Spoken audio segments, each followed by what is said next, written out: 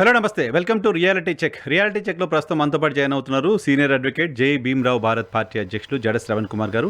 జడ శ్రవణ్ కుమార్ గారు ఇటీవల ఆంధ్రప్రదేశ్లో ముఖ్యమంత్రి చంద్రబాబు నాయుడు గారు ఆయన పైన గతంలో సిఐడి నమోదు చేసిన కేసులు వరుసగా క్లోజ్ అవుతూ వస్తున్నాయి. ఈ కేసులు క్లోజ్ అవ్వడం అనేది రాజ్యాంగ విరుద్ధం, కేసులు అక్రమంగా క్లోజ్ చేస్తున్నారంటూ అలిగేషన్ చేస్తున్నారు. ఈ కేసులు మళ్ళీ రీఓపెన్ చేయాలి అంటూ కోర్టులో ఫైట్ చేస్తున్నారు. దాంతోపాటు ఆంధ్రప్రదేశ్ సంబంధించిన తాజా రాజకీయ పరిణామాలపైన శ్రవణ్ గారితో మాట్లాడదాం. సార్ నమస్తే. Sir very good afternoon sir. Sir, నా ఫస్ట్ క్వశ్చన్ మీతోటి ఏంటంటే, గడిచిన 5 ఏళ్ళు చంద్రబాబు నాయుడు గారి పైన అప్పటి వైసీపీ సర్కారు జగన్మోహన్ రెడ్డి అక్రమంగా కేసులు పెట్టింది అని తెలుగుదేశం పార్టీ మాట్లాడిన ప్రతి మాటకి మీరు గొంతు కలిపారు. అక్రమ కేసులు పెట్టారు, చంద్రబాబు నాయుడు గారి పైన అరెస్ట్ చేయడం సరైనది కాదు అంటూ మాట్లాడారు.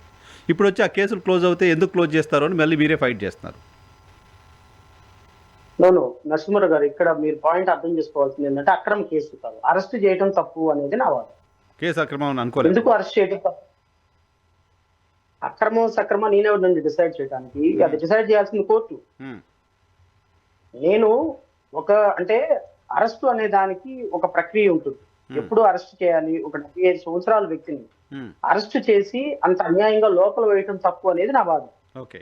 ఫర్ ఎగ్జాంపుల్, ఒక 25,000 కోట్లు, 20,000 కోట్లు, 30,000 కోట్లు ఆధారాలు ఇతను తప్పు చేశాడు, ఒక ముఖ్యమంత్రిగా తప్పు చేశాడు అన్నప్పుడు అతని మీద మీరు ఛార్జ్ షీట్ వేసి కోర్టులో విచారణ జరిగిన తర్వాత లవ్లూ ప్రసాద్ యాదవ్ లాగా శిక్ష వేయండి, లోపల పెట్టండి. అంతేగాని మధ్యవర్తులు వెళ్లిపోయి అరెస్ట్ చేసిన విధానాన్ని నేను ఖండించాను. Okay. The manner in which the government acted earlier in taking Shri Chandrababu Naidu garu into custody, నేను దాని మీద వాయిస్ లేపాను. అరెస్టు సక్రమా అక్రమా, లేకపోతే అతను తప్పు చేశాడా రైట్ చేశాడా అని నా వాదన కాదు. బట్ అప్పుడు ఇప్పుడు కూడా నేనేమంటానంటే, అప్పుడు సిఐడి తీసుకుంటున్న చర్యల పైన కూడా మీ అభ్యంతరాలు గతంలో ఉన్నాయి కదా. That is what I'm saying. CID కావచ్చు, ప్రభుత్వం కావచ్చు, ఒక వ్యక్తిని అరెస్ట్ చేసే సందర్భం ఎప్పుడు వస్తుందండి నరసింహరావు గారు? ఎవరైనా సరే అరెస్ట్ కి ఎప్పుడు అరెస్ట్ అనేది క్వశ్చన్ వస్తుంది. ఫస్ట్ ఆఫ్ ఆల్, నువ్వు ఈ దేశం విడిచి వెళ్ళిపోయే పరిస్థితి వచ్చినప్పుడు అరెస్ట్ అనేది వస్తుంది, లేదా సాక్ష్యాలు తారుమారు చేసే పరిస్థితిలో అరెస్ట్ అనేది వస్తుంది, లేదా సాక్ష్యాలను ప్రభావితం చేసే పరిస్థితిలో అరెస్ట్ అనేది వస్తుంది. ఒక 75 సంవత్సరాల వ్యక్తి, 14 ఏళ్ళు ముఖ్యమంత్రిగా పనిచేసిన వ్యక్తి అవినీతి ఆరోపణలు ఉంటే అతన్ని చట్టం ముందు నిలబెట్టి దోషిగా వేసి శిక్ష వేయించాలి తప్ప, ఆ విధంగా 75 సంవత్సరాల వ్యక్తిని లోపలికి తీసుకుని కూర్చోబెట్టి ఆ విధంగా అప్రజాస్వామికంగా అరెస్ట్ చేయడం కరెక్ట్ కాదు. ముందు నోటీస్ ఇవ్వాలి, విచారణ చేయాలి, నిజమైనటువంటి ఆధారాలు సేకరించిన తర్వాత చేయాలి అనేది నా వాదన. మీరు నా ఎంటైర్ డిబేట్ లో ఎక్కడైనా చూసుకోండి, కేసు తప్పు అని నేను అనను, కేసు పెట్టడం తప్పు అని నేను అనను, ప్రజాప్రతినిధులు విచారణ ఎదుర్కోవడం తప్పు అని నేను అనను. ఏ సందర్భంలో కూడా తప్పుడు కేసులు పెట్టారు అనేది నా వాదన కానే కాదు. నా వాదన అంతా కూడా అరెస్ట్ చేసిన విధానం కరెక్ట్ కాదు. మీరు నోటీస్ ఇవ్వాల్సింది. జగన్మోహన్ రెడ్డిని 21 రోజులు నోటీసులు ఇచ్చి పిలిపించి లాస్ట్ డే అరెస్ట్ చేశారు. సో నోటీస్ ఇవ్వాలి, అరెస్ట్ చేయాలి, సుప్రీంకోర్టు గైడ్ లైన్స్ పాటించాలి. ఆ విధంగా ఒక 75 సంవత్సరాల వ్యక్తిని తీసుకుని వెళ్ళిపోయి లోపల పెట్టడం కరెక్ట్ కాదు. మీరు విచారణ చేసి సాక్ష్యాధారాలు చూపించిన తర్వాత, అది విచారణ ఎదుర్కొన్న తర్వాత ఆయన తప్పు చేశాడంటే అప్పుడు జైలు శిక్ష వేయండి అనే ప్రాసెస్ లో నా వాదన ఉంది తప్ప, ఇది పొలిటికల్లీ మోటివేటెడ్ కేసు, ఇనీషియల్ గా పొలిటికల్లీ మోటివేటెడ్ కేసు కాబట్టి దాన్ని ఆ విధంగా ఆయన అరెస్ట్ జరిగింది అనే విధానాన్ని నేను ఖండిస్తాను. నేను ఇప్పుడు కూడా అదే అంటున్నా. చంద్రబాబు నాయుడు గారు తప్పు చేశారా రైట్ చేశారా నాకు తెలియదు. సిఐడి డిపార్ట్మెంట్ 15,000 పేజీల ఆధారాలతోటి పోలీసులు ఛార్జ్ షీట్ వేసినప్పుడు ఆ ఆధారాలను పరిశీలించకుండా, ఆధారాలు సాక్షుల విచారణ జరగకుండా ఏ విధంగా ఓవర్ నైట్ లో మిస్టేక్ ఆఫ్ ఫ్యాక్ట్ అని కేసు కొట్టేస్తారనేది నా వాదన. ఓకే. అది చట్టంలో ఉన్న రూల్సే కదా.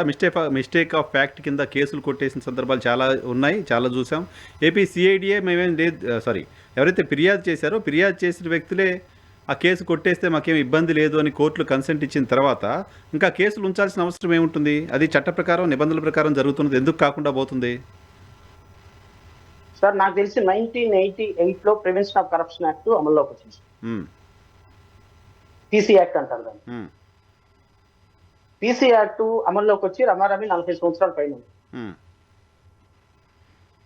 ఈ 40 సంవత్సరాల చరిత్రలో ఏసీబీ కేసులు కానీ, ఏసీబీ కేసులు ఎస్పెషల్ సిఐడి డిపార్ట్మెంట్ ఇన్వెస్టిగేషన్ చేసినా దాన్ని ఏసీబీ కేసు అనే అంటాం. ఒక్క ఏసీబీ కేసులో అయినా సరే మిస్టేక్ ఆఫ్ ఫ్యాక్ట్ కింద ట్రయల్ కోర్టులో విచారణ జరగకుండా క్లోజ్ చేసిన కేసు దేశ చరిత్రలో ఇప్పటివరకు ఒకటి కూడా లేదు, ఎక్సెప్ట్ చంద్రబాబు నాయుడు గారి కేసు. ఎక్సెప్ట్ చంద్రబాబు. నేను ఛాలెంజ్ చేస్తాను, ఉమ్, నేను ఓపెన్ ఛాలెంజ్ చేస్తున్నాను. నేను మీ ద్వారా పోలీస్ డిపార్ట్మెంట్ కూడా ఓపెన్ ఛాలెంజ్ చేస్తాను. ఉమ్, ఒక్క కేసు మిస్టేక్ ఆఫ్ ఫ్యాక్ట్ కింద ACB case, CID ACB case అంటే prevention of corruption case mistake of fact కింద పెట్టాము ఉమ్, అని ఒక్క కేసు ఛార్జ్ షీట్ లో ఒక్క కేసు చూపించగలిగితే ఉమ్, నేను ఇంకోసారి మీడియా ముందుకు రాను. ఉమ్, ఉమ్, ఉమ్. దేశ చరిత్రలో ఉమ్, ఇది ఒక్క నిమిషం. దేశ చరిత్రలో ఇది ఒక అపూర్వమైనటువంటి ఘట్టం. నెంబర్ 1. నెంబర్ 2, ఉమ్, 15,000 పేజీలతోటి 2024లో ఛార్జ్ షీట్ దాఖలు చేసి నరసింహారావు దొంగ, శ్రవణ్ కుమార్ దొంగ, వాళ్ళు దొంగ, వీళ్ళు దొంగ, వీళ్ళని పనిష్ చేయండి అని ఛార్జ్ షీట్ వేసిన అదే ఇన్వెస్టిగేషన్ ఆఫీసరు ఉమ్, 2 సంవత్సరాలు తిరగక ముందే అసలు నేను వేసిన 15,000 పేజీల ఛార్జ్ షీట్ అంతా తప్పు, నన్ను క్షమించండి, ఆ ఎవిడెన్స్ అంతా పక్కన పడేయండి, చంద్రబాబు నాయుడు సచ్చీలుడు, నారా లోకేష్ సచ్చీలుడు, నారాయణ సచ్చీలుడు అని మరలా రిఫర్ ఛార్జ్ షీట్ వేయటం దేశ చరిత్రలో ఇది మళ్ళీ ఒక అరుదైన రికార్డ్. ఓకే. ఉహు, ఉహు. సో ఎందుకు చేసి ఉంటుంది సిఐడి? సో తన ఇంటిగ్రిటీని, ఎందుకు తన ఇంటిగ్రిటీని, తన విశ్వసనీయతని తనకు తానే సిఐడి క్వశ్చన్ చేసుకున్నట్టు కదా. అదే కదా మా బాధ కూడా. ఉమ్, మా బాధ కూడా అదే కదా. సరే. నువ్వు 2024లో 15,000 పేజీలతోటి ఛార్జ్ షీట్ వేసి ఉమ్, ఆ ఛార్జ్ షీట్ లో అన్ని ఆధారాలన్నీ తప్పు ఆధారాలు, ఇప్పుడు నన్ను క్షమించండి, ఇప్పుడు నరసింహరావు గారు నేను మన ఇద్దరం గొడవ పడ్డామండి ఉమ్, అనుకుందాం మాట వరుస. ఉమ్, నేను మీ మీద కేసు పెట్టా. ఏమని? నరసింహరావు గారు నేను వెళ్తుంటే పిలిచి నన్ను లాగి పెట్టి చంప మీద పెట్టి కొట్టాడండి, ఉమ్, కేసు పెట్టా. ఉమ్. ఈ చంప మీద పెట్టి కొట్టాడు అని చెప్పడానికి డాక్యుమెంట్లు ఏమీ అవసరం లేదు కదా సార్, అంతే కదా, అలిగేషన్ అంతే. జీవోలు అవసరం లేదు కదా సార్, ఉమ్, ఫోరెన్సిక్ ఆడిట్ రిపోర్ట్లు అవసరం లేదు కదా సార్. లేదు. సో మీ కేసు నా కేసు ఏంటి? మీరు నన్ను చంప మీద పెట్టి కొట్టారు అనేది ఒక case. Um, mistake of fact ఎలా ఉంటుందో చెప్తాను. ఉమ్, ఉమ్, ఉమ్, నేను వెళ్ళి కేసు పెట్టాను, నరసింహరావు గారు నేను వెళ్తుంటే నన్ను లాగి పెట్టి చంప మీద పెట్టి కొట్టాడు, ఉచితంగా కొట్టాడు అని ఉమ్, పోలీసులు వచ్చి ఇన్వెస్టిగేషన్ చేశారు. ఉమ్, నేను ఏదైతే కొట్టాను అని చెప్పే సందర్భానికి నేను అసలు అక్కడ లేనే లేదు. ఉమ్. నేను మా ఇంట్లో కూర్చొని టీవీ చూస్తున్నా, క్రికెట్ మ్యాచ్. ఓకే. మీరు ఎక్కడ హైదరాబాద్ లో హైదరాబాద్ లో కూర్చొని మీరు ఇంటర్వ్యూలో ఉంది. ఉమ్, పోలీసులు మిమ్మల్ని వచ్చి అడిగారు, సార్ నేను అసలు ఎక్కడికి వెళ్ళాను సార్, హైదరాబాద్ నుంచి. నేను ఎక్కడికి వెళ్ళాను, నేను నా స్టూడియోలో ఉన్నాను, ఆయన వాళ్ళ ఇంట్లో ఉన్నాడు, ఉమ్, ఆయన నేను కొట్టింది లేదు, నేను ఆయన తెచ్చింది లేదు సార్, ఇదంతా అబద్ధం అన్నాడు. ఉమ్, పోలీసులు విచారణ చేసి which is the mistake of fact, um. ఏదైతే శ్రవణ్ కుమార్ ఫ్యాక్ట్ అని చెప్పాడో అది మిస్టేక్ ఓకే. అని క్లోజ్ చేసిస్తారు. That is called mistake of fact. Okay. Okay. అంతేగాని ఉమ్, 15,000 పేజీలో వేసినటువంటి, నేను నాకు ఒక్కటే చెప్తా, ఉమ్, 2014లో Nara Chandrababu Naidu CRDA ex officio chairman గా, um, Ponguluru Narayana CRDA ex officio vice chairman గా, ఉమ్, వీళ్ళు 2014లో ఇన్నర్ రింగ్ రోడ్ ని 281 కిలోమీటర్లు, inner ring road city, capital region city, capital city area, capital region, um, ఈ 7,800 కిలోమీటర్లకి 2,091 కిలోమీటర్లకి ఇన్నర్ రింగ్ రోడ్ ని డిజైన్ చేసేటప్పుడు ఉమ్, అన్అఫీషియల్ గా, అనాథరైజ్డ్ గా సింగపూర్ సుబానా అనే ఒక కంపెనీని డిజైన్ చేసుకొని, వాళ్ళని సూట్ చేసుకొని, ఉమ్, వాళ్ళని నామినేట్ చేసుకొని, ఇన్స్టెడ్ ఆఫ్ బిడ్డింగ్ ద్వారా కాకుండా నామినేట్ చేసుకొని, ఉమ్, తద్వారా వీళ్ళ కాన్స్పిరసీ ఏదైతే ఉందో, ఇన్నర్ రింగ్ రోడ్ ఎటు నుంచి వెళ్ళాలి, ఏ గల్లీ నుంచి వెళ్ళాలి, ఎటు నుంచి కరువు తీసుకోవాలి, ఎవరెవరి భూముల్లో నుంచి వెళ్ళాలి, ఆ భూములు మన పక్కకున్న భూములు, నారాయణ అప్పటికే 350 ఎకరాలు కొనిస్తున్నారు. Sorry, Lingamaneni um, Lingamaneni he holds 350 acres, Kantheru, Kaza, ఆ ఏరియాల పరిసర ప్రాంతంలో, ఇంక్లూడింగ్ సేల్ డీ నెంబర్స్ కూడా ఉన్నాయండి అది. ఓకే. అండ్ వీళ్ళు అప్పుడు హెరిటేజ్ సంస్థని, అప్పుడు హెరిటేజ్ సంస్థలో నాన్ ఎగ్జిక్యూటివ్ చైర్మన్ గా ఉన్నటువంటి నారా లోకేష్ 2017 వరకు ఈ work as non executive chairman for heritage. Um, so ఆయన 2017 వరకు నాన్ ఎగ్జిక్యూటివ్ చైర్మన్ గా 2014లో హెరిటేజ్ సంస్థ కొన్ని వందల ఎకరాలు 53 సేల్ డీట్ల ద్వారా కంతేరు, అమరావతి పరిసర ప్రాంతాల్లో కొన్నది అనేది ప్రాసిక్యూషన్. కొన్ని వందల ఎకరాలు నారాయణ చంద్రబాబు నాయుడు హెరిటేజ్ సంస్థ కొన్నది అనేది, ఓకే. ఓకే. ఇంక్లూడింగ్ సేల్ డీట్లతో సహా ఇచ్చారు వాళ్ళు, ఉహు, ఉహు, సేల్ డీట్లతో సహా ఇచ్చారు. ఓకే. వీళ్ళు ఏంది అంటే ఇన్నర్ రింగ్ రోడ్ ఎటు నుంచి వెళ్తుందో డిజైన్ చేసి, ఉమ్, ఆ ఇన్నర్ రింగ్ రోడ్ ని డిజైన్ చేయడానికి అంటే ఎట్లా ఉంటదంటే, ఫర్ ఎగ్జాంపుల్ ఇప్పుడు నరసింహరావు గారికి ఒక 10 ఎకరాలు ఉంది, జడా శ్రవణ్ కుమార్ కి ఒక 5 ఎకరాలు ఉంది. Um, inner ring road for example official గా ఇన్నర్ రింగ్ రోడ్డు మీ పొలాల మీద కంటే లింగమనేనే అనుకుందాం మేము. మీ పొలం మీదకి ఇన్నర్ రింగ్ రోడ్ వెళ్ళింది అనుకోండి, మీకు ఎకరం 50 లక్షలు ఉన్న ఎకరం 50 లక్షలు ఉన్న దానికి మీకు కాంపన్సేషన్ 50,000 ₹1,00,000 లేకపోతే 5 లక్షలు పే చేస్తారు. ఓకే, మీ ల్యాండ్ పోతుంది, ఇన్నర్ రింగ్ రోడ్డు మీదుగా మీ ల్యాండ్ పోతుంది. నా ల్యాండ్ మీ ఇన్నర్ రింగ్ రోడ్ పక్కనే ఉంటుంది. ఓకే, అప్పుడు 50 లక్షలు ఉన్న ఎకరం 5 కోట్లు అయిపోతుంది. సో వీళ్ళు ఇన్నర్ రింగ్ రోడ్ ని ఎలా డిజైన్ చేయించారంటే వీళ్ళ కిత్ అండ్ కిన్ కంపెనీ చేత మన land heritage Lingamaneni and Narayana, అందుకని వాళ్ళందరూ ఎక్యూజ్డ్ గా ఉన్నారు దీంట్లో. వీళ్ళందరూ కూడా they hash they plan. Government పాలసీని వీళ్ళకి ముందే చెప్పి పలానా సర్వే నెంబర్ లో ల్యాండ్లు కొనండి అని 5 లక్షలకి 3 లక్షలకి ల్యాండ్లు కొనిపించి ఇన్నర్ రింగ్ రోడ్ ని డిజైన్ చేసి, ఇన్నర్ రింగ్ రోడ్ ఎవరైతే ఫార్మర్స్ రైతులు ఇచ్చారో అమాయకమైన రైతులు వాళ్ళ ల్యాండ్లు కూడా ఇన్నర్ రింగ్ రోడ్ వెళుతూ ఆ ఇన్నర్ రింగ్ రోడ్ వెళ్లే ప్రాసెస్ లో భాగంగా వీళ్ళ ల్యాండ్లు పక్కకుండా వెళ్ళేటట్టు డిజైన్ చేస్తారు. Okay okay okay. సో దీని ద్వారా ఏమైపోయింది అంటే 5 లక్షలకి నారాయణ కొన్న ల్యాండ్ 50 కోట్లు అయింది, లేకపోతే 50 కోట్లు 10 కోట్లు 5 కోట్లు అనుకుంది, వాట్ ఎవర్ ఇట్ ఈస్. అది 100 టైమ్స్ మోర్ పెరిగింది. హెరిటేజ్ సంస్థ అలాగే ల్యాండ్లు కొనింది. పొంగులూరు నారాయణ వాళ్ళ భార్య వాళ్ళ తోడలుడు ల్యాండ్లు కొన్నారు. వాళ్ళకి సంబంధించిన కంపెనీలన్నీ ల్యాండ్లు కొని ఈ ల్యాండ్లన్నీ కూడా చంద్రబాబు నాయుడు, పొంగులూరు నారాయణ, నారా లోకేష్ ఆధ్వర్యంలో ఈ ప్లాన్ జరిగింది అనేది ప్రాసిక్యూషన్ అభియోగం. దానికి సంబంధించిన ఆధారాలు కూడా ఉన్నాయి. దీనికి సంబంధించి 15,000 పేజీల ఆధారాలు ఉన్నాయి. అవే కదా సార్, 15,000 పేజీలు. ఈ ఆధారాలన్నిటితో ఛార్జ్ షీట్ వేసి ఈ రోజు ఇవన్నీ లేవు, తప్పు ఎంత నాది మిస్టేక్ ఆఫ్ ఫ్యాక్ట్ ఏముంది దీంట్లో చెప్పండి నాకు. ఫర్ ఎగ్జాంపుల్ ఒకటి ఫ్యాక్ట్ ఏముంటుంది సార్ దీంట్లో, ఏముంటుంది అంటున్నా నేను. ఇప్పుడు ఒకటి వీళ్ళు ల్యాండ్లు కొన్నది అన్నది వాస్తవం, బికాస్ సేల్ డీడ్లు అన్ని ఉన్నాయి. వీళ్ళు సుబానా కంపెనీని సింగపూర్ కంపెనీ నామినేట్ చేశారు అన్నది ఆన్ రికార్డ్ ఉంది. వీళ్ళందరూ కూడా నన్ను బెదిరించి ఇంకోటి అప్పుడు సిఆర్డిఏ కమిషనర్ చెకుడు శ్రీధర్, అతను సిఆర్డిఏ కమిషనర్ గా అపాయింట్మెంట్ చేయడానికి అర్హత లేదు, because he never worked as a collector. He worked as a deputy collector, joint collector గానే వర్క్ చేశారు. సిఆర్డిఏ కమిషనర్ గా అపాయింట్ అవ్వాలి అంటే ఫస్ట్ ప్రైమా క్వాలిఫికేషన్ జీవో ప్రకారం he must work as a collector. So collector గా ఆయన appoint చేసుకుంటే ఆయన 164 స్టేట్మెంట్ ఇచ్చారు పోలీసులకి. ఏమని, నన్ను పొంగులూరు నారాయణ నన్ను భయపెట్టి థ్రెటన్ చేసి ఇన్నర్ రింగ్ రోడ్ పాలసీని అప్రూవ్ చేయించారు, దీంట్లో నా ప్రమేయం ఏమి లేదు, ఇది నేను ఒక అధికారిగా వాళ్ళ మాటలు తలొగ్గాల్సి వచ్చింది అని చెప్పి కన్ఫెషన్ స్టేట్మెంట్ ఇచ్చారు 164 ప్రకారం. CrPC 164 statement. That can't be. నేను అనేది సార్ అదే సార్, నేను హైకోర్టులో జరిగిన వాదన కూడా అదే, జిల్లా కోర్టులో వాదన కూడా అదే. ఒక చెరుకూరు శ్రీధరే ఇవాళ 46 మంది 164 స్టేట్మెంట్లు ఇచ్చారు. 46 మంది 164 స్టేట్మెంట్ ఇచ్చారు, 1000 డాక్యుమెంట్లు సీజ్ చేశారు, వీళ్ళని ప్రాసిక్యూట్ చేయమని. నేను మీకు ఒకటి వీళ్ళు వేసిన ఛార్జ్ షీట్ ఏమి వేశారు అనేది నేను ఒకసారి చదివింది. ఛార్జ్ షీట్ లో 2024లో వీళ్ళు వేసినటువంటి ఇన్వెస్టిగేషన్ ఆఫీసర్ వేసినటువంటి ఛార్జ్ షీట్స్, ఇన్వెస్టిగేషన్ ఆఫీసర్ వేసినటువంటి ఛార్జ్ ఫైండింగ్, ఎందుకంటే ఇది ఇన్వెస్టిగేషన్ ఛార్జ్ షీట్ ఆఫీసర్ వేసిన ఫైండింగ్ నేను ఒకసారి చదివింది. Those the above accused committed criminal breach of trust with a dishonest and fraudulent intention by corrupt and illegal means and by abusing their official position while holding office as a public servant for obtaining a pecuniary advantage and without any public interest in pursuance of their criminal conspiracy with an intention to cheat by concealing the fact in furtherance of the common intention done with a criminal knowledge and cause the effect partly by act and partly by omission, intentionally cooperated singly or jointly with other accused by disobeying the direction of the law, knowing with an intent to cause a pecuniary gain for themselves. Number 2, apart from this, a clear cause of large wrongful personal gain accused number 2, that is Narayana, with the support of A1, that is accused Chandrababu Naidu, and with the support of his close friends, members, associates, A15, A16, A17, A18 and A2, who facilitated sham transaction by abusing the discretionary authority to decide the location of the seed area has been demonstrated.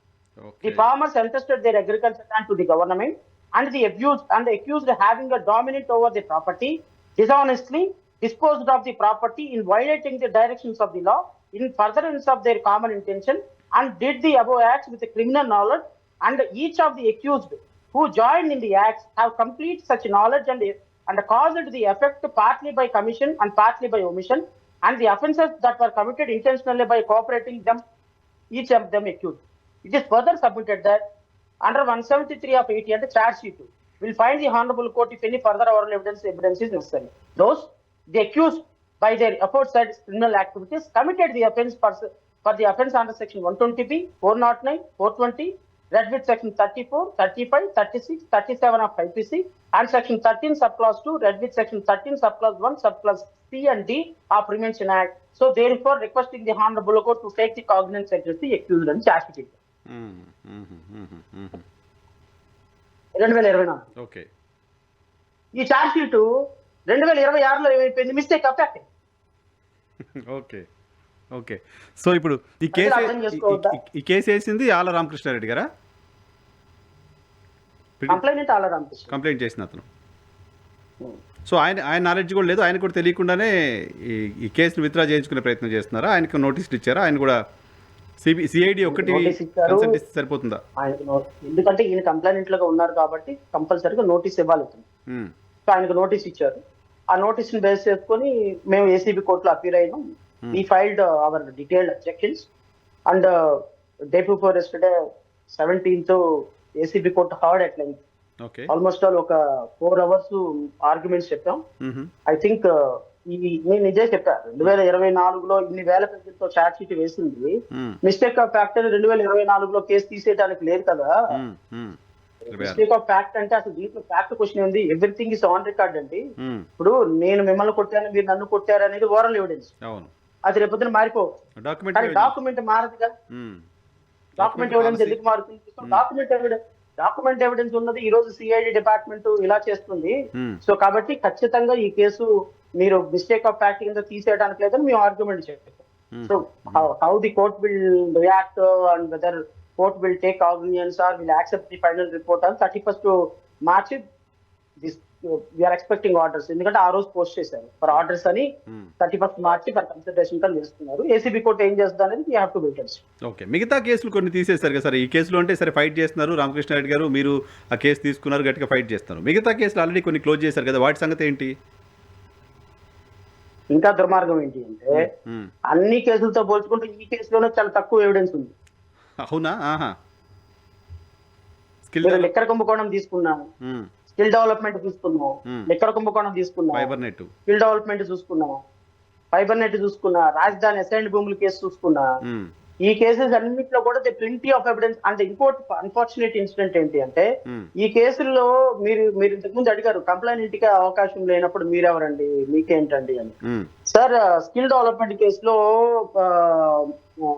Complaint ఒక official.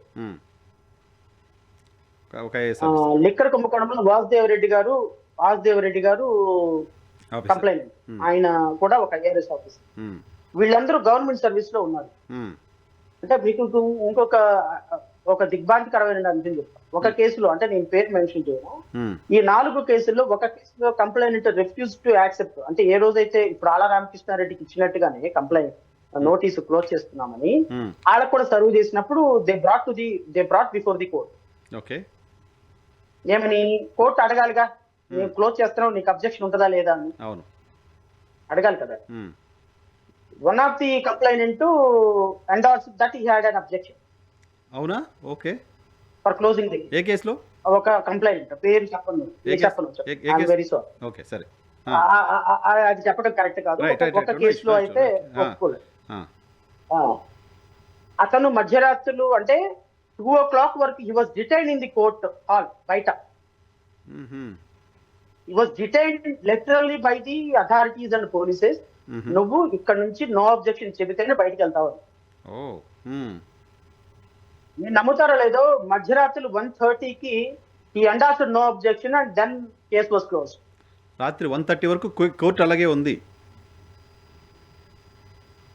I don't know ఉందా లేదో నాకు తెలియదు. But I got information till 1:30 he was detained. Oh my God. మీరు మర్యాదగా case close చేసుకొని వెళ్తారా వెళ్ళరా? With having no other option left, he accepted for closing of the case and then he let out.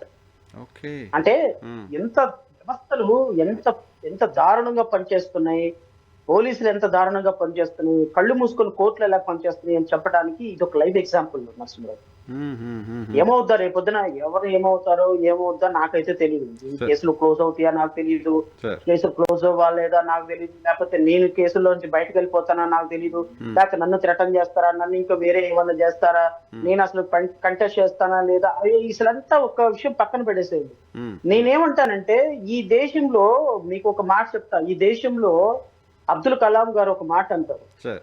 ఈ దేశంలో చివరి hope judiciary. అంతే గదా! ఒక సామాన్యుడికి కానీ ఎవరికైనా. కరెక్ట్. ఆ జ్యుడిషియరీ హోప్ కోల్పోయినప్పుడు ఇంకా ఈ దేశంలో ప్రజాస్వామ్యం అనేదే లేదంట.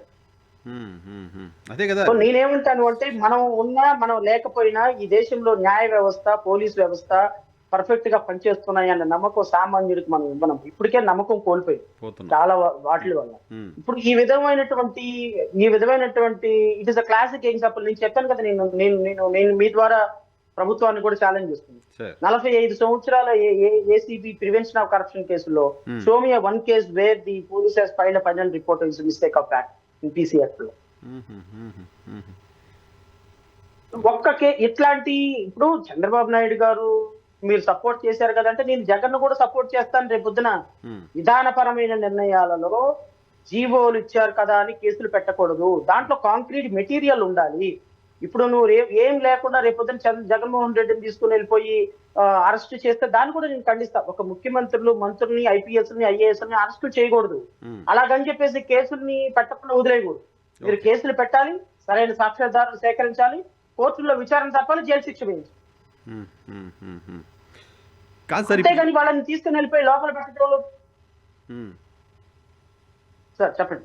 కాదు సార్, ఇప్పుడు సరే ఐఏఎస్ ఆఫీసర్లు, గ్రూప్ ఐపీఎస్ ఆఫీసర్లు వీళ్ళు కూడా ముఖ్యమంత్రి అధికారంలో ఉన్నారు కాబట్టి ఆయన చెప్తే వినాలి అనే పరిస్థితిలోకి వెళ్ళిపోతే ఎట్లా? నేను ఈ కేసుని మీరు చెప్పిన మాట వినను, నేను ఇలాగే ఉంటాను అని చెప్పే ధైర్యం ఎందుకు సిఐడి అధికారులు కూడా లేకుండా పోతుంది? ఐపీఎస్ అధికారులు కూడా ఎందుకు లేకుండా పోతుంది? వాళ్ళకి ఎంత బాధ ఎందుకు లేకపోతుందంటే జీవో ఒకటి మీకు అది కూడా చెప్తాను సార్. ఆంధ్రప్రదేశ్ దేశంలో ఉన్న 29 రాష్ట్రాల్లో ఆంధ్రప్రదేశ్ రాష్ట్రానికి ఒక పెక్యులారిటీ ఉంది. దేశంలో ఉన్న 29 రాష్ట్రాల్లో నార్మల్ గా ఒక ఐపీఎస్ ఆఫీసర్ కి, ఐఏఎస్ ఆఫీసర్ కి పర్ఫార్మెన్స్ అప్రైజల్ చేస్తారు ఎవ్రీ ఇయర్. అవును. పర్ఫార్మెన్స్ అప్రైజల్ చేసేది ఎవరు అంటే ఇమీడియట్ వాళ్ళ బాస్ చూస్తారు. ఫైనల్ అథారిటీ డీజీపీ ఉంటారు, because is the head of the department. అవును. పొలిటీషియన్స్ యొక్క ఇన్వాల్వ్మెంట్ ఉండదు. ఎందుకు అంటే ఐపీఎస్ ఆఫీసర్లు, ఐఏఎస్ ఆఫీసర్ల యొక్క పర్ఫార్మెన్స్ రివ్యూ అంటే ఇతను ఉద్యోగం ఎలా చేస్తున్నాడు, ఇతని కాన్ఫిడెన్షియల్ రిపోర్ట్స్ ఎలా ఉన్నాయి, ఇతని అంటే యాన్యువల్ కాన్ఫిడెన్షియల్ రిపోర్ట్స్ అంటారు, ఏసీఆర్ అంటారు. ఈ యాన్యువల్ కాన్ఫిడెన్షియల్ రిపోర్ట్ ను తయారు చేసేది కానీ దాన్ని యాక్సెప్ట్ చేసేది కానీ డిఓపిటికి అంటే కేంద్ర ప్రభుత్వంలో ఉన్నటువంటి రాష్ట్రాల్లో పనిచేసే ఐఏఎస్లు, ఐపీఎస్ల యొక్క confidential reports, annual confidential reports, వాళ్ళ పర్ఫార్మెన్స్ అప్రైజల్ అంతా కూడా డిఓపిటికి పంపించేది, ఫైనల్ అథారిటీ చేసి డిఓపిటికి పంపించేది ఆ రాష్ట్రకు సంబంధించినటువంటి DGP final authority, accepting authority. భారతదేశం మొత్తంలో ఒక రూల్ ఉంటే ఆంధ్రప్రదేశ్ రాష్ట్రంలో మాత్రం chief minister is the reviewing authority, final authority. అలా ఎలా అంటే పెట్టుకున్నారు, మనం ఏం చేస్తాం దానికి? జగన్మోహన్ రెడ్డి గారు పెట్టారు. ఆంధ్రప్రదేశ్ ఎవరైనా ఆంధ్రప్రదేశ్ రాష్ట్ర ప్రభుత్వం పెట్టించారు. ఈ ఆంధ్రప్రదేశ్ రాష్ట్ర ప్రభుత్వం పెట్టినటువంటి ఈ జీవో ప్రకారంగా ఈ రాష్ట్రంలో ఏ పోలీస్ ఆఫీసర్ వర్క్ చేయాలన్నా, పర్ఫార్మెన్స్ అప్రైజల్ చేయాలన్నా ముఖ్యమంత్రి, అండ్ ఇంక్లూడింగ్ ఆ పర్ఫార్మెన్స్ అప్రైజల్ లో 27వ department CID department. Okay. CID అధికారుల పనితీరును చూసి వాళ్ళకి అప్రైజల్ ఇచ్చేది చంద్రబాబు నాయుడు గారు ఈరోజు. చంద్రబాబు నాయుడు గారు ముఖ్యమంత్రి గారు. మరి సిఐడి అధికారులు సో ముఖ్యమంత్రి వాళ్ళ పర్ఫార్మెన్స్ ఆయన దగ్గరే కదా చూపించాలి, ఆయన కోసమే కదా చూపించాలి. చూపించేశారు. ఆయన రేపొద్దున 100కి 200 మార్కులు వేసేస్తారు ఆయన. ఓకే. అద్భుతంగా పనిచేసామని. ఓకే. నేను హైకోర్టులో ఆ జీవోని పెట్టాడు. ఆ జీవో పెడితే హైకోర్టు కూడా విస్మయం వ్యక్తం చేసింది. But they won't pass any comment across the bench. మనం యువతల వైపు ఉన్నాం, అదే అవతల వైపు ఉంటే ఖచ్చితంగా పాస్ చేస్తారు ఏదో కామెంట్, ఎట్ట పెడతారు తిట్టాన్ని. అది అగ్నెస్ట్ గా ఉంది కాబట్టి సీఎం కి హైకోర్టు కూడా ఏం కామెంట్ చేయాలి. సో ఈ జీవో చూసి ఒక ముఖ్యమంత్రి కింద ఒక ఎక్యూజ్డ్ కింద పనిచేస్తున్నటువంటి సిఐడి డిపార్ట్మెంట్ ఏ విధంగా ఎక్యూజ్డ్ తన బాస్ మీద ఛార్జ్ షీట్ వేయగలదు? It is against the principles of natural justice. Correct. So no one can be a judge for his own cause కదండి. అంతేగా మరి. No one can be a judge for his own cause. Chandrababu Naidu కింద పనిచేస్తున్నటువంటి department, ఆ అధికారికి appraisal ఇవ్వాల్సినటువంటి accused కింద పనిచేస్తున్న department, how can you expect a fair investigation? Okay. So కాబట్టి ఇప్పుడు నేను ఏమంటానంటే నరసింహరావు గారు, ఇది ఒక కేసుకు సంబంధించిన వ్యవహారం కాదు. మనం ఇద్దరం మాట్లాడుకుంటే చాలా కామెడీగానో తెలుగుదేశం పార్టీ వాళ్ళకి చాలా ఇదిగానే ఉంటుంది. రేపొద్దున ఈ ప్రెసిడెంట్ కంటిన్యూ అయింది అంటే ఎవడైనా సరే మర్డర్ చేసి వాడు ముఖ్యమంత్రి, రేప్ చేసి వాడు మంత్రి అయిపోతే కేసులు తీసేసుకోవచ్చు మిస్టేక్ ఆఫ్ ఫ్యాక్ట్ కింద. చేస్తున్నారు కదా ఇప్పుడు, అదే కదా చేస్తోంది. మిస్టేక్ ఆఫ్ ఫ్యాక్ట్ కింద శ్రీకాకుళంలో ఒక విద్యార్థి చనిపోతే వాడు చచ్చిపోయింది కనపడుతుంది, రక్తం కనపడుతుంది, డెడ్ బాడీ కనపడుతుంది, కాల్ చేయడం కనపడుతుంది. మిస్టేక్ ఆఫ్ ఫ్యాక్ట్ అని అక్కడ పోలీసులు కేసు ఎత్తేసారు కదా. చెప్పేశారు. సో ఈ విధంగా కొన్ని వేల పేజీల డాక్యుమెంట్, అంటే బహుశా ఇది సుప్రీంకోర్టుకి వెళ్ళలేదు, సుప్రీంకోర్టుకి వెళ్తాం, తీసుకెళ్తాం. ఇప్పుడు ఇది పోరాటం అనేది ఒక రోజుతో ఆగేది కాదు కదా సార్. ఇప్పుడు సుబ్రహ్మణ్య స్వామి 1998లో జయలలిత మీద అక్రమాస్తుల మీద కేసు వేశారు. 1998లో ఒక మెజిస్ట్రేట్ కోర్టులో ప్రైవేట్ కంప్లైంట్ వేశారు. చివరికి ఎక్కడ జరిగింది అది? సుప్రీంకోర్టు కూడా కన్విక్షన్ కన్ఫర్మ్ చేసి జయలలిత చనిపోయారు, చనిపోయిన తర్వాత శశికళ 4 సంవత్సరాలు ఇంప్రిజన్మెంట్ సర్వ్ చేసి రావాల్సి వచ్చింది. కరప్షన్ పొలిటికల్ కరప్షన్ కేసెస్ లో అంత సీరియస్ గా ఉంటుంది సుప్రీంకోర్టు. నువ్వు ఇక్కడ ఏదో జస్ట్ లైక్ దట్ క్లోజ్ చేసుకున్నట్టు కాదు. ఇప్పుడు ఈ కేసెస్ లో ఏమలేదు, ఈ కేసెస్ లో రేపొద్దున కంప్లైంట్ లో బయటకు రావటం లేదు కాబట్టి సరిపోయింది. కంప్లైంట్ లో ఆళ్లరామ కృష్ణారెడ్డి గా ఆయన కంప్లైంట్ ఫైట్ చేస్తున్నట్టు ఫైట్ చేస్తే ఒక్క కేసు కాదు కదా, ఒక్క పేపర్ కూడా పక్కన పెట్టడానికి లేదు తెలుసా. కేసు క్లోజ్ కానివ్వండి. కంప్లైంట్స్ అబ్జెక్షన్ చెప్పనంత మాత్రాన ఈ కేసుల్లో ఇంకా ఈ కేసులు మళ్ళీ రీఓపెన్ చేయడం సాధ్యం కాదా సార్? ఇప్పుడు మేము కంప్లైంట్ మిగతా కేసెస్ లో వాళ్ళు రాలేదు, మేము వెళ్ళి థర్డ్ పార్టీగా మేము వేసాము, సీఏ కాపీలు ఇవ్వండి, వాళ్ళు వేసిన కాపీలు ఇవ్వండి అంటే మీకేం సంబంధం, యూ గెట్ అవుట్, మీకు అసలు లోకసే లేదని ఉంది సుప్రీం కోర్టు కేసు రిపోర్ట్. వాటి మీద కదా మేము ఇప్పుడు హైకోర్టులో మళ్ళీ ఫైట్ చేస్తాం. సో కంప్లైంట్ ఉన్నారు కాబట్టి అదృష్టం కొద్దీ ఆయనకి ఏదో as a matter of right గా హీఈస్ ఫైటింగ్. ఇప్పుడు ఆయన లేడు కాబట్టి మిగతా కేసెస్ లో డాక్యుమెంట్లే బయటికి రావటంలో సింగిల్ డాక్యుమెంట్ బయటికి రావాలి ఇప్పటి వరకు ఏసీబీ కోర్టు నుంచి. సార్ వేరే కేసుల్లో కంప్లైంట్స్ పర్సనల్ గా ఎఫెక్ట్ అయిన వాళ్ళు కాదు కదా, వాళ్ళు ప్రభుత్వానికి నష్టం జరిగింది, రాష్ట్ర ప్రజలందరికీ నష్టం జరిగిందని చేసిన కంప్లైంట్ కదా. ఇప్పుడు మిగతా వాళ్ళందరికీ లోకస్ ఎందుకు లేకుండా పోతుంది? ఆంధ్రప్రదేశ్ రాష్ట్రానికి జరిగిన నష్టం కదా ఆ కేసు ద్వారా. అల్టిమేట్ గా శంఖంలో పోస్తే కానీ తీర్థం అవుతుంది సార్. ఏదైనా న్యాయస్థానాలు చెప్పింది as on today ACB court took a decision that no document should be furnished to any third party. అది ఇప్పుడు హైకోర్టులో ఛాలెంజ్ చేసాం. హైకోర్టులో ఛాలెంజ్ చేసాము, హైకోర్టులో విల్ ఫైల్ కౌంటర్స్ అన్నారు. కౌంటర్స్ అన్న తర్వాత అవి ఇంకా మీకు తెలియంది కాదు, కోల్డ్ బాక్స్ లోకి వెళ్ళిపోతాయి. కోల్డ్ బాక్స్ లోకి వెళ్ళిపోయి the case will not see the light of year. ఇంకా అవి అక్కడే ఉండిపోతాయి. సో కోల్డ్ స్టోరేజ్ లోకి వెళ్తాయి, కోల్డ్ స్టోరేజ్ లోకి వెళ్తాయి అంతే, క్లోజ్ అయితే అవ్వవు కదా సార్. 1986 లో సార్ మీరు లా చేతులు ఎంత పెద్దగా ఉంటాయి సార్ నరసింహరావు గారు. లా చేతులు, చట్టం యొక్క చేతులు చాలా పెద్దవి.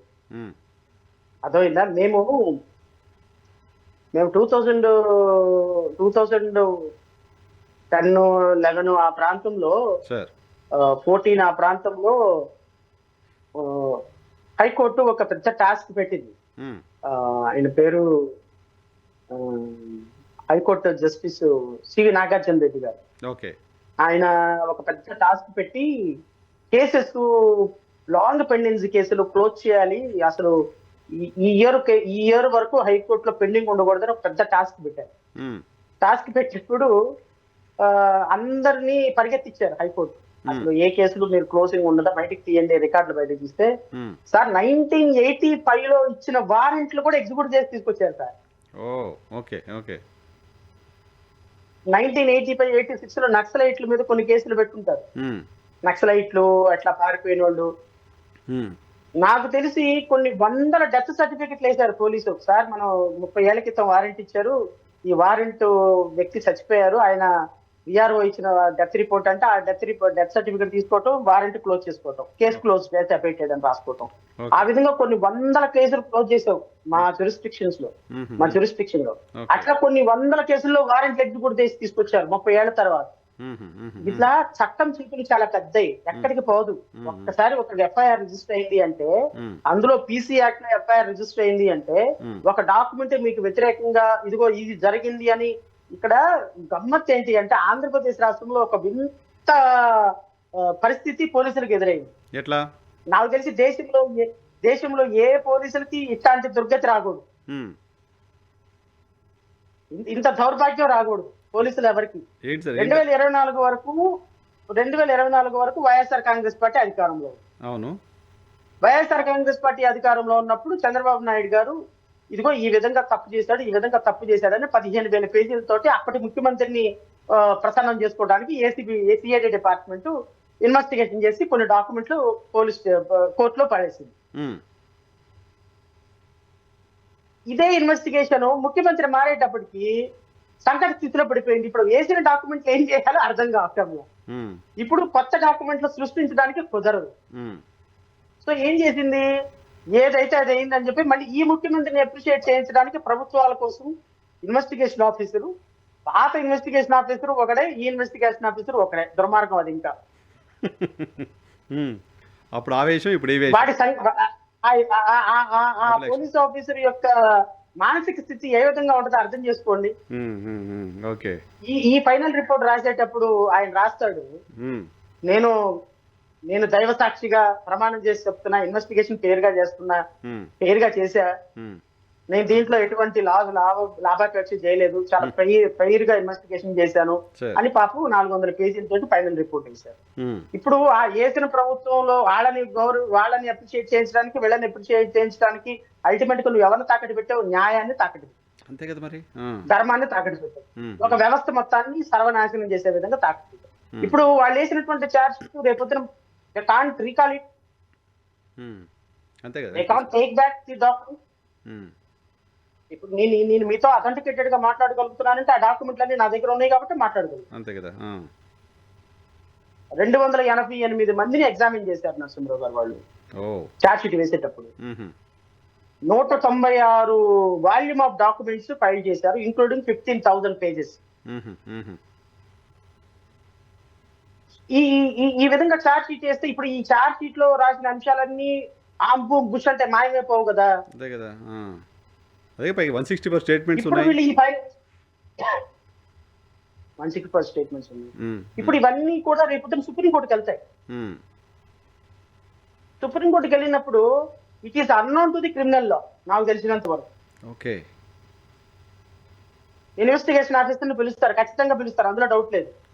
మిస్టేక్ ఆఫ్ ఫ్యాక్ట్ అంటే ఏంటి అని అడుగుతారు. ప్రివెన్షన్ ఆఫ్ కరప్షన్ ఈ విధంగా ఫైనల్ రిపోర్ట్ వేయొచ్చా అని అడుగుతారు. అనుకుందాం రేపొద్దున కోర్టులే అడగలేదు సార్, సింపుల్ లాజిక్, కోర్టులే అడగలేదు. రేపొద్దున మారుద్ది, గవర్నమెంట్ మారుద్ది, కొత్త గవర్నమెంట్ వస్తుంది. కొత్త గవర్నమెంట్ వచ్చిన మొదటి రోజే కేసులన్నీ రీఓపెన్. వాళ్ళ ప్రయారిటీలు వాళ్ళకుంటాయి. సో ఈ లీగల్ ప్రాసెస్ లో కరప్షన్ చేశారు, ప్రభుత్వ ధనాన్ని దుర్వినియోగం చేశారు, 25,000 కోట్ల రూపాయలు దుర్వినియోగం చేశారు, 10,000 కోట్ల రూపాయలు దుర్వినియోగం చేశారు. ఇప్పుడు కొన్ని ఫ్యాక్ట్స్ ఎప్పటికి మారు.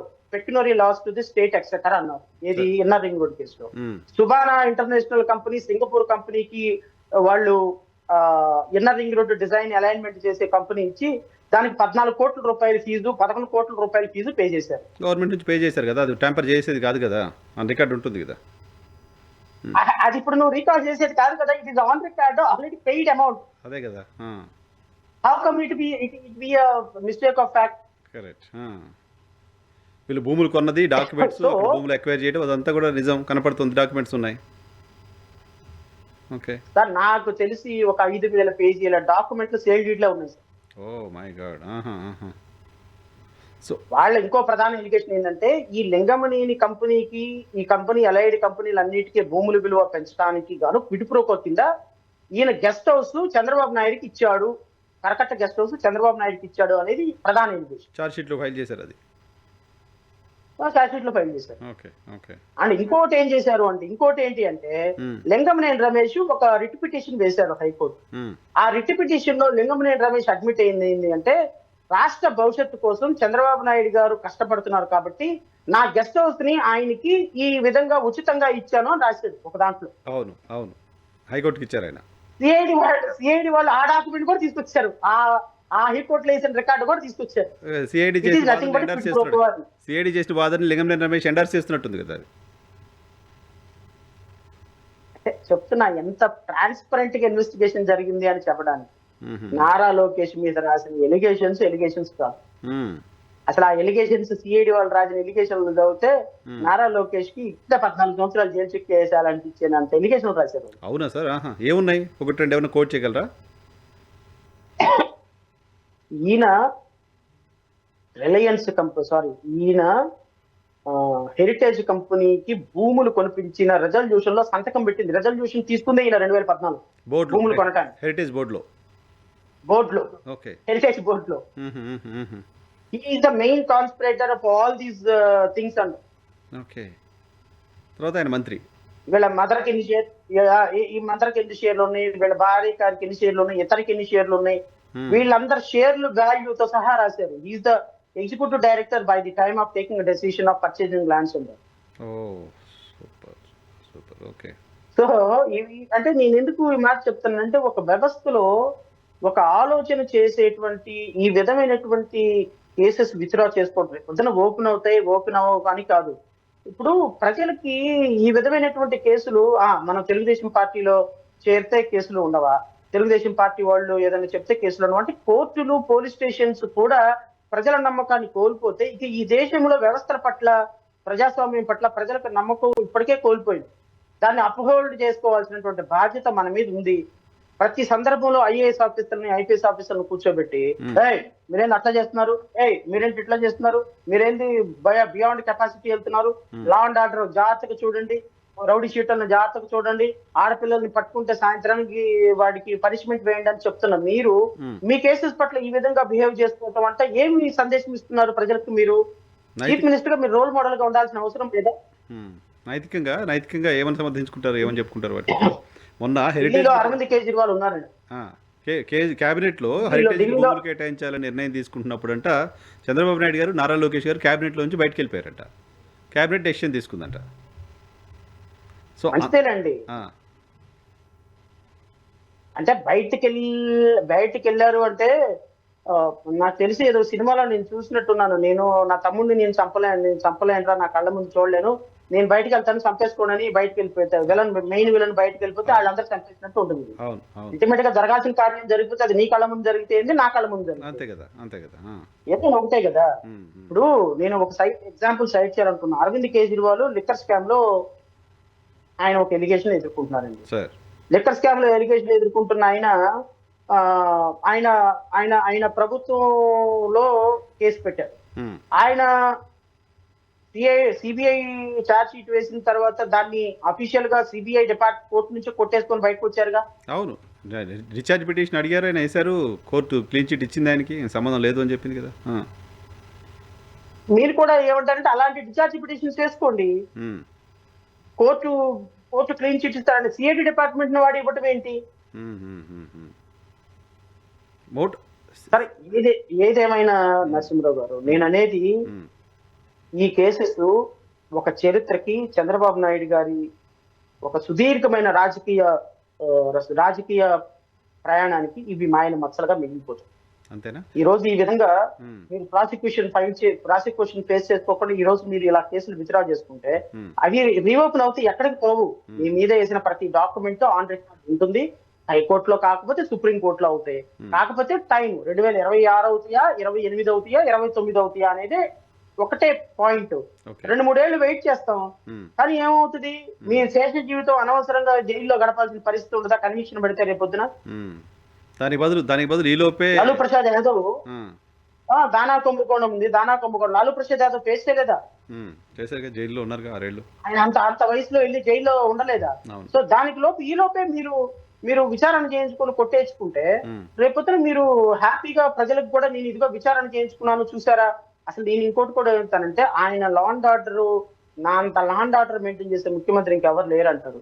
అసలు మీ కింద పనిచేసే సిఐడి డిపార్ట్మెంట్ ఫైనల్ రిపోర్ట్ వేసింది అంటే మీ జస్టిఫికేషన్ ఏముంటది మీకు?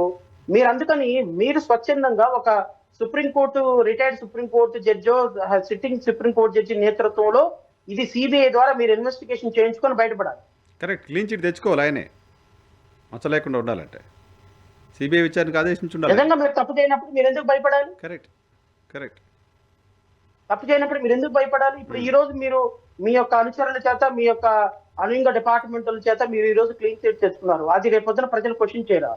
డెఫినెట్గా చేస్తారుగా సార్. మీకేం బెదిరింపులు రావట్లేదా శ్రవణ్ గారు? ఇప్పుడు మీరు ఇంతకుముందు చెప్తున్నారు, ఒక అతను డిశ్చార్జ్ ఎన్ఓసి ఇవ్వకపోతే 1:30 వరకు 2 వరకు అక్కడే ఉండాల్సి వచ్చింది, బలవంతంగా తీసుకున్నారు అని. మీరు గట్టిగా ఫైట్ చేస్తున్నారు. రాజకీయ పార్టీల కంటే, ప్రధాన రాజకీయ పార్టీల కంటే ఎక్కువ మీరు లీగల్గా దీని మీద ఫైట్ చేస్తూ వస్తున్నారు. మీకేం బెదిరింపులు రావట్లేదా? మీ మీద కుట్రలు జరగట్లేదా? నరసింహరావు గారు, ఒక విషయం చెప్పాలి మీకు హానెస్ట్ గా. ఇప్పుడు నాకు బెదిరింపులు వచ్చినాయి అని చెప్పినందువల్ల ఫస్ట్ పాయింట్ ఏంటి అంటే, మీరెవ్వరు లేకపోతే సమాజం ఎవరు నా మీద సింపతి చూపించారు.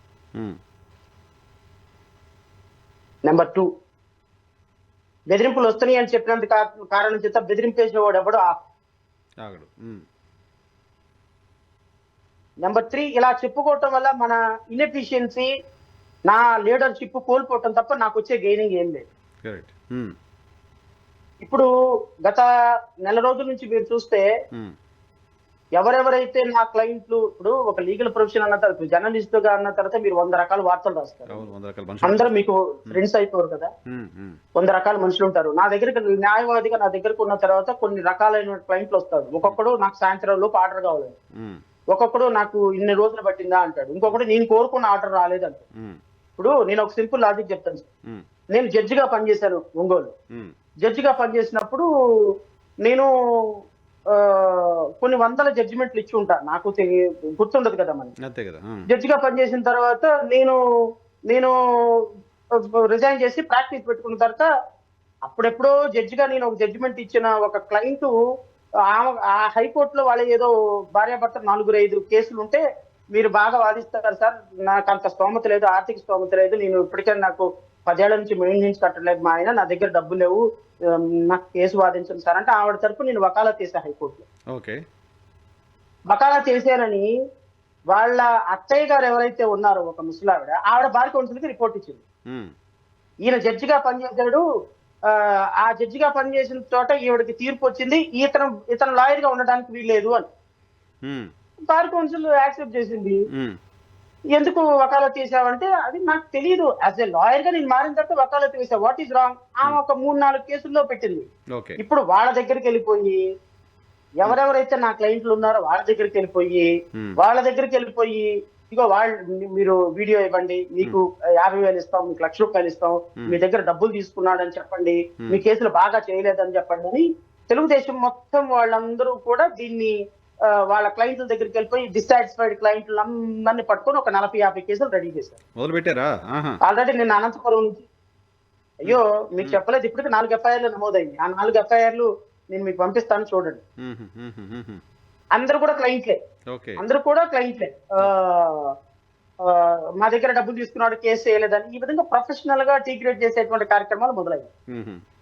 సో ఎఫ్ఐఆర్లు కట్టారు. ఆ ఎఫ్ఐఆర్ల మీద నేను స్టేకి వెళ్ళాను, అన్ని కూడా ఆల్మోస్ట్ రిలీఫ్ వచ్చింది. నేనే దానికి భయపడే వ్యక్తిని కాదు.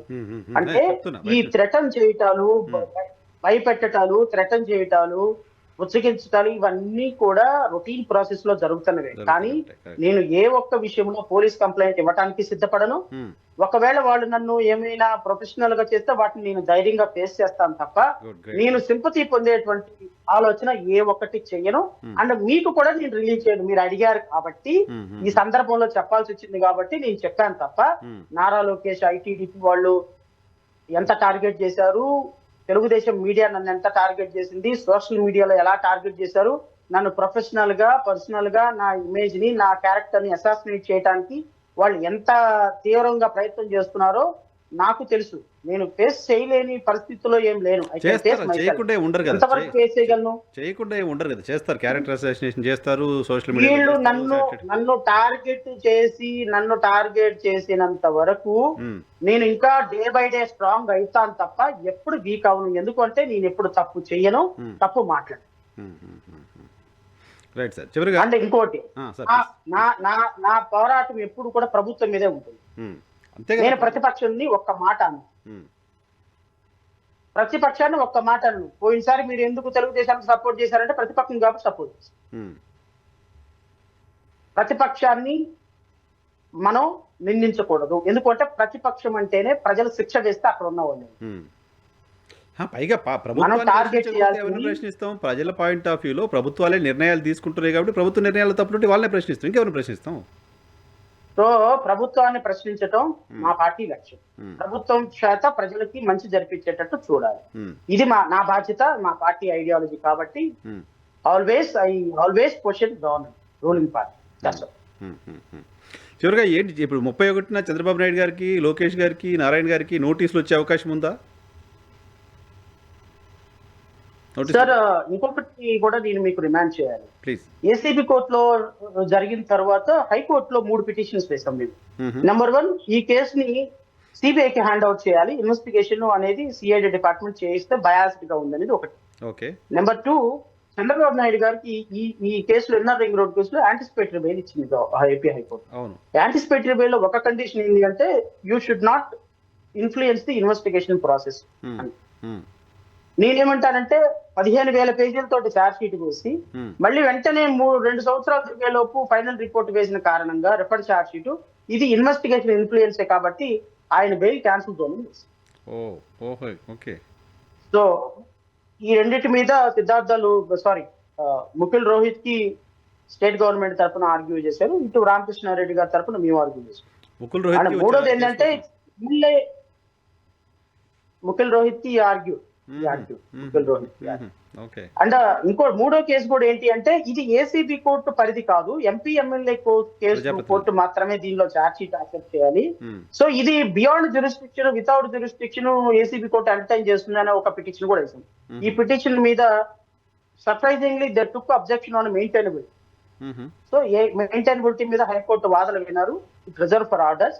సో ఖచ్చితంగా ఏసీబీ కోర్టు ఈ మూడింటి మీద హైకోర్టు ఒక జడ్జిమెంట్ ఇస్తుందని అయితే అనుకుంటున్నాం. ఒకవేళ మూడింటి మీద మెయింటైనబిలిటీ కాదు అని కొట్టేసింది అనుకోండి, వీళ్ళు కోర్టు సుప్రీం కోర్టు. రేపు 31వ తారీఖున ఏసీబీ కోర్టు కొట్టేసింది అనుకోండి, లేదబ్బా ఫైనల్ రిపోర్ట్ మీరు యాక్సెప్ట్ చేస్తున్నామని, then we'll file a protest petition and we'll take it up the matter to the Supreme Court. Legal recourse ఎక్కడ ఆగదు. So we'll continue our fighting. And ఇంకోటి, 2 ఎకరాల నుంచి 931 కోట్ల రూపాయలకి రిచెస్ట్ సీఎం గా ఎదిగిన విధానం మీద కూడా we are going to file a private complaint before ACB court, vigilance enquiry చేయమని. బికాస్ 1998 లో సుబ్రహ్మణ్య స్వామి వేసిన పిటిషన్ సేమ్ పిటిషన్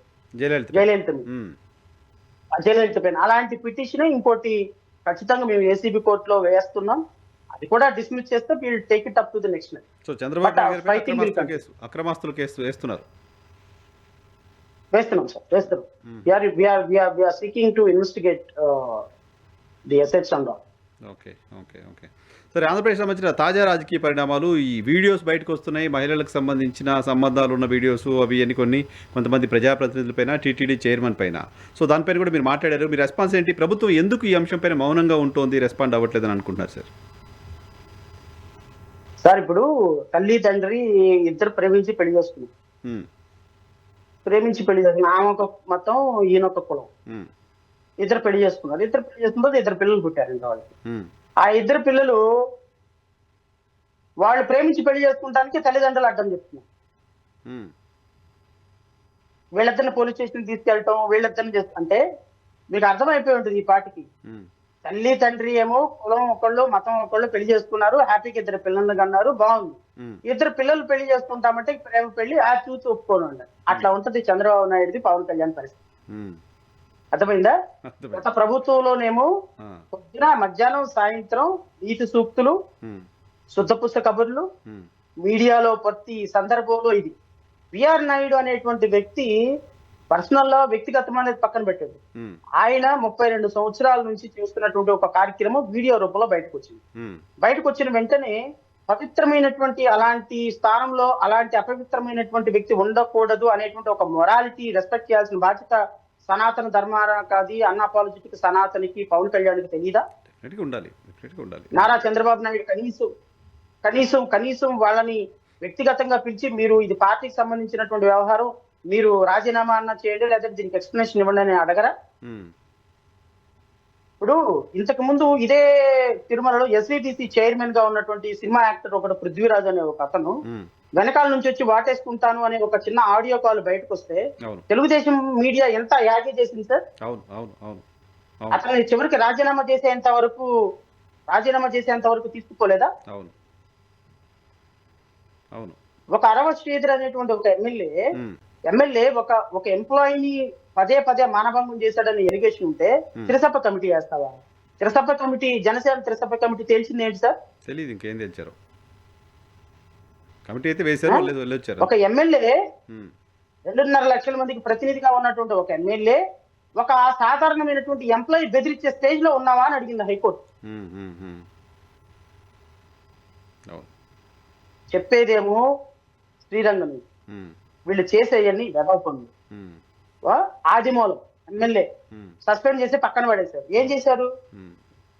ఏం లేదు, మీ ఉన్నది. మీ మిత్రుడు నా మిత్రుడు ఉన్నాడు, మీ మిత్రుడు నా మిత్రుడు తిరుమల కిరణ్ రాయ్ ఉమ్, పార్టీ కార్యక్రమాలు దూరంగా ఉండమన్నారు. 2 నిమిషాలు సాయంత్రానికి డిబేట్ లో కూర్చున్నాడు వచ్చి, ఏబిఎన్ డిబేట్.